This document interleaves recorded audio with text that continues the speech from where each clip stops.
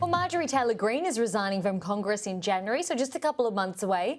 Ms Taylor Greene's announcement comes after very public fallout with President Donald Trump. Joining me live for reaction on this is Seattle University Professor of American Politics, Patrick Schoettmer. Lovely to see you again. Are you surprised? I am a little surprised, Holly, to see MTG stepping away.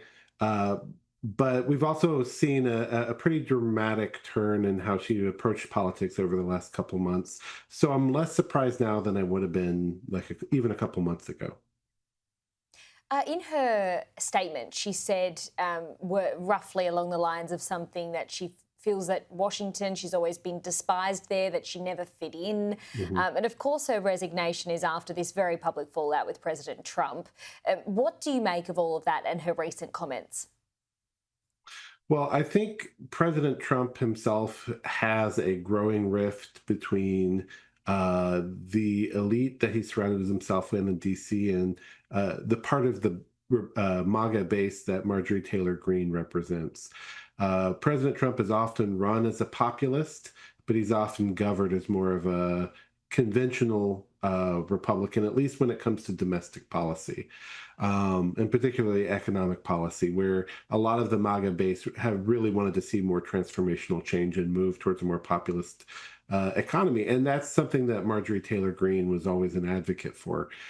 So her feeling that she's no longer going to be effective in Washington, I think, is representing a bit of a disillusionment with President Trump and his base.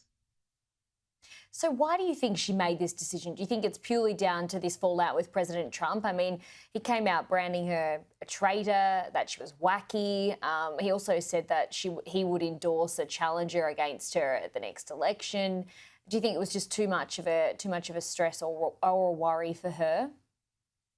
Well, it could be that the personal toll being targeted was one factor. We know that a lot of elected officials have had shorter terms over the last decade or so as politics has become more contentious and have, as individuals, have found themselves more targeted by activists on the right and the left uh, at their homes or in workplaces and such. However, Marjorie Taylor Greene has for a while also been associated with higher ambitions, and it could be that she's looking at a run for statewide office in Georgia or some other political position outside of Washington, D.C. And it's also worth noting that the timing of her resignation is significant as well.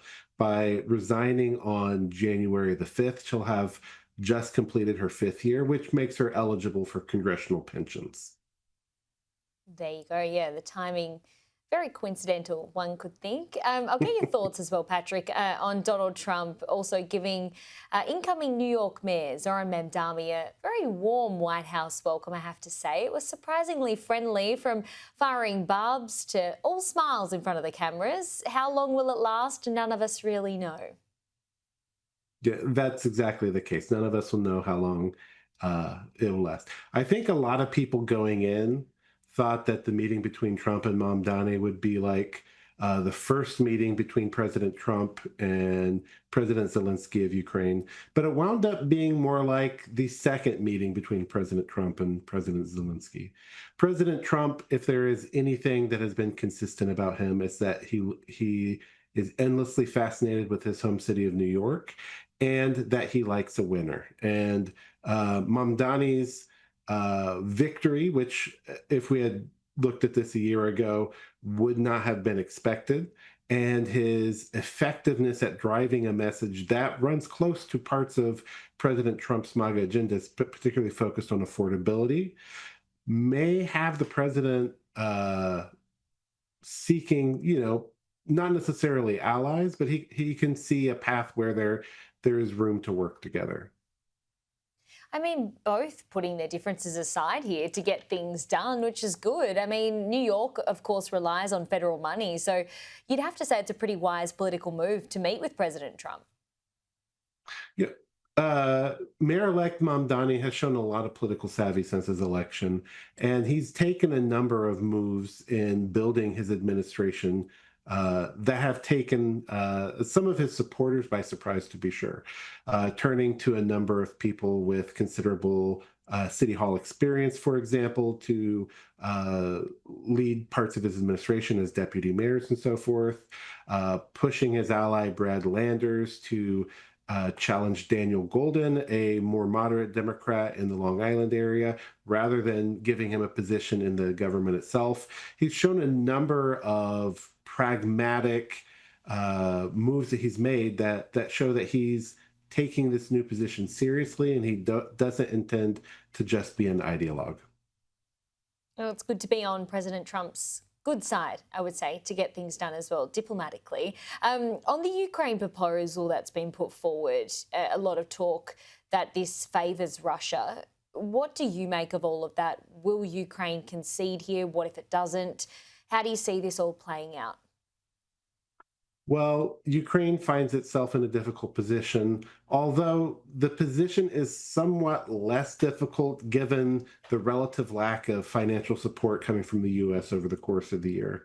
The US and the European Union overall, over the years of Biden, had given roughly similar levels of support. But the Europeans have more or less taken over financial support for Ukraine, which does mean a general drop in financial support for Ukraine, which is making the fight even harder. But at the same time, it means the pressure coming from the US is somewhat reduced. However, there's significant war weariness, I believe, in Ukraine, and there would be a desire to make some concessions to see the war end, but only if there are guarantees in place or other moves made to make sure that we won't return to war in a couple of years. Patrick, we'll leave things there for today. Thanks for your analysis. Appreciate your time. Anytime, Holly.